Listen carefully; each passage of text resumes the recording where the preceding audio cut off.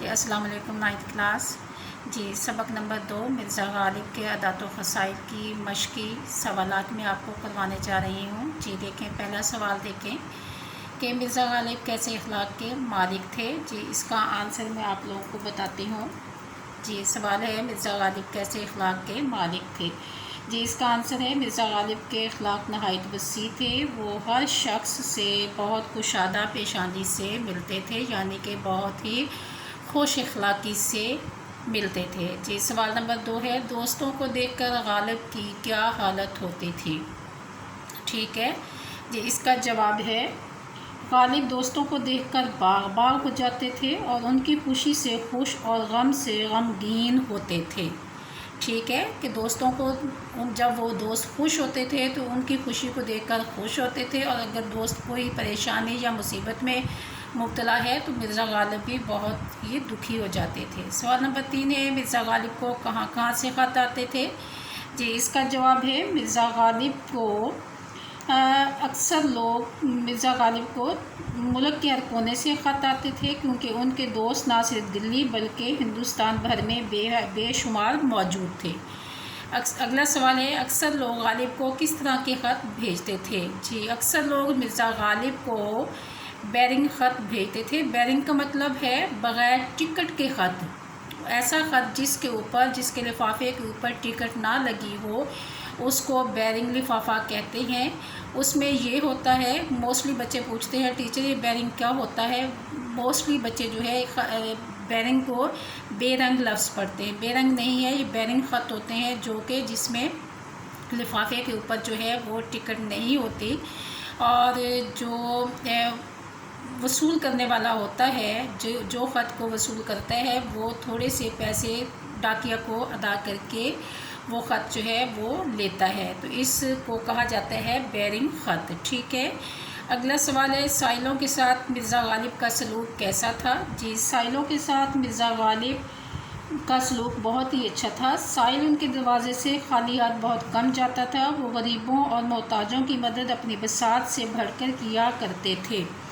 جی اگلا سوال ہے، دوستوں کے ساتھ مرزا غالب کا سلوک کیسا تھا؟ دوستوں کے ساتھ ان کا سلوک نہایت شریفانہ تھا۔ وہ ضرورت مند دوستوں کی مدد بھی کیا کرتے تھے۔ ٹھیک ہے، جیسے کہ ایک دوست کا واقعہ میں نے آپ لوگوں کو خلاصے میں سنایا تھا کہ انہوں نے معمولی سا لباس پہنا ہوتا ہے، تو وہ کس طرح سے اپنا قیمتی لباس جو ہے وہ اپنے ان دوست کو دے کر ان کا معمولی لباس خود لے لیتے ہیں اور اپنا قیمتی لباس ان کو دے دیتے ہیں۔ جی اگلا سوال ہے، مرزا غالب کے مزاج کی کیا خاص خوبی کیا تھی؟ مرزا غالب کے مزاج کی خاص خوبی ان کی ظرافت تھی، یعنی کہ ہنسی مذاق کرنا، ظرافت کہا جاتا ہے ہنسی مذاق کو۔ ٹھیک ہے، مرزا غالب کے مزاج کی خاص خوبی ظرافت تھی۔ انہیں حیوان ناطق کی بجائے حیوان ظریف کہا جائے تو بجا ہے۔ ٹھیک ہے، اگلا سوال ہے، مرزا غالب کے عادات و خصائل کس کتاب سے لیا گیا ہے؟ چلیے میں نے آپ کو بتایا تھا جو ماخذ ہے، یعنی کہ یادگار غالب، سبق مرزا غالب کے عادات و خصائل یادگار غالب سے لیا گیا ہے۔ یادگار غالب کو آپ انورٹڈ کاماز میں لکھیں گے اور اس کو مارکر سے لکھیں گے۔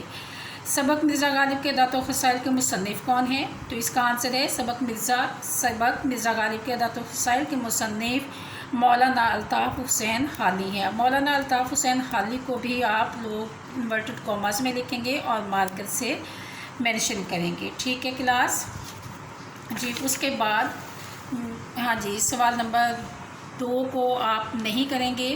جی محاورات جو ہیں وہ آپ کے اس میں شامل نہیں ہیں سلیبس میں، تو اس کے بعد ہے سوال نمبر 3 ہے، جملوں کو مکمل کریں۔ جی پہلا دیکھیں، مرزا غالب کے اخلاق نہایت وسیع تھے۔ دوستوں کی فرمائشوں سے کبھی تنگ دل نہ ہوتے تھے۔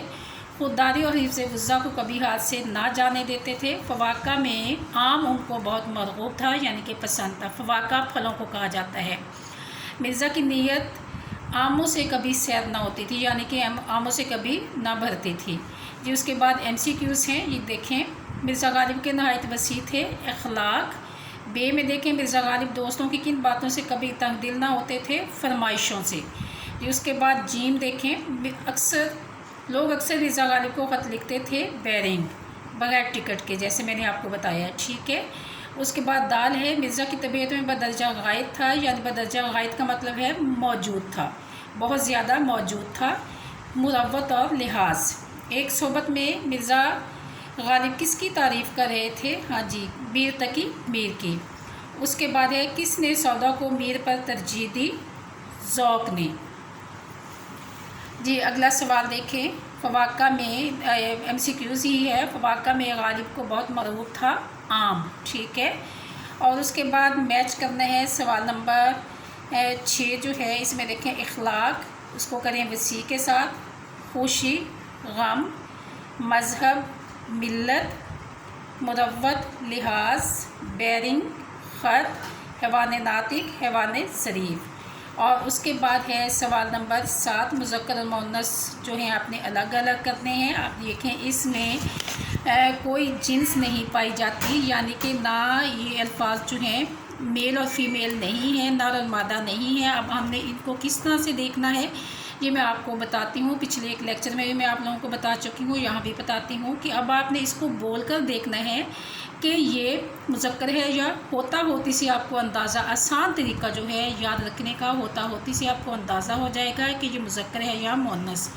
پہلا دیکھیے، غم ہوتا ہے تو یہ مذکر ہے، خوشی ہوتی ہے یہ مؤنث ہے، خط ہوتا ہے یہ مذکر ہے، مذہب ہوتا ہے یہ مذکر ہے، ملت ہوتی ہے یہ مؤنث ہے، حرف ہوتا ہے یہ مذکر ہے، غزل ہوتی ہے یہ مؤنث ہے، مروت ہوتا ہے یا ہوتی ہے، دیکھیں مروت ہوتی ہے یہ مؤنث ہے، لحاظ ہوتا ہے یہ مذکر ہے، ٹکٹ ہوتی ہے یہ مؤنث ہے، حوصلہ ہوتا ہے یہ مذکر ہے، وضع ہوتی ہے یہ مؤنث ہے، جاڑا اس کا مطلب ہے سردی، جاڑا ہوتا ہے سردی ہوتی ہے، جاڑا ہوتا ہے، ٹھیک ہے، جاڑا جو ہے یہ مذکر ہے، ظرافت ہوتی ہے یہ مؤنث ہے۔ جی بیٹا یہ آپ لوگوں کا چیپٹر مکمل ہو گیا ہے، اور انشاءاللہ اب آپ لوگ اس کو مکمل دیکھیں تاکہ آپ لوگوں کی سمجھ میں سب کچھ آسانی سے آ جائے۔ اللہ حافظ۔